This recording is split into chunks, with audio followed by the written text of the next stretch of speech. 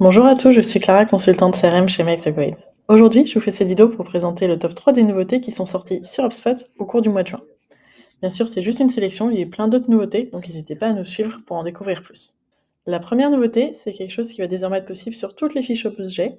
Dans la partie action, ça va être la possibilité de venir cloner une fiche. Donc là, par exemple, on peut cloner une fiche transaction, une fiche entreprise ou une fiche même d'un objet personnalisé pour éviter de devoir remettre toutes les informations.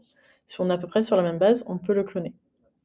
Et là, du coup, quand on clone une transaction, ça nous rouvre le formulaire avec les informations qu'on avait déjà sur la fiche initiale pré-complétée, donc le nom de la transaction qu'on peut venir modifier, et toutes les autres informations qui sont déjà présentes, qu'on peut venir éditer si besoin. De même pour les associations.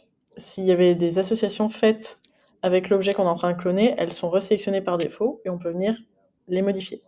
Et ça va permettre de faire gagner du temps au lieu de recréer à chaque fois des fiches. Si on a après les mêmes informations qui sont complétées, on a juste à les cloner et modifier un ou deux champs en fonction.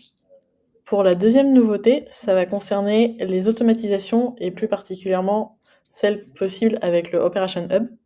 Parce que désormais, dans les actions qu'on va avoir à disposition, ça va être la possibilité de valider et formater le numéro de téléphone.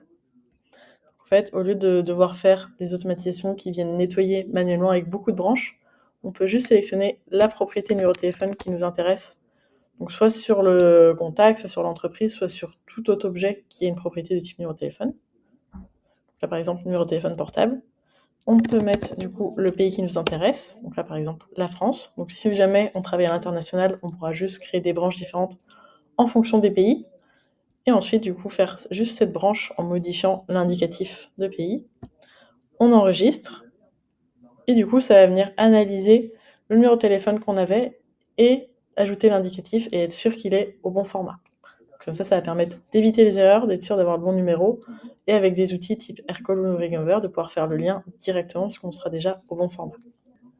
Enfin, pour la troisième nouveauté, ça va être une nouvelle typologie de propriété qui est disponible.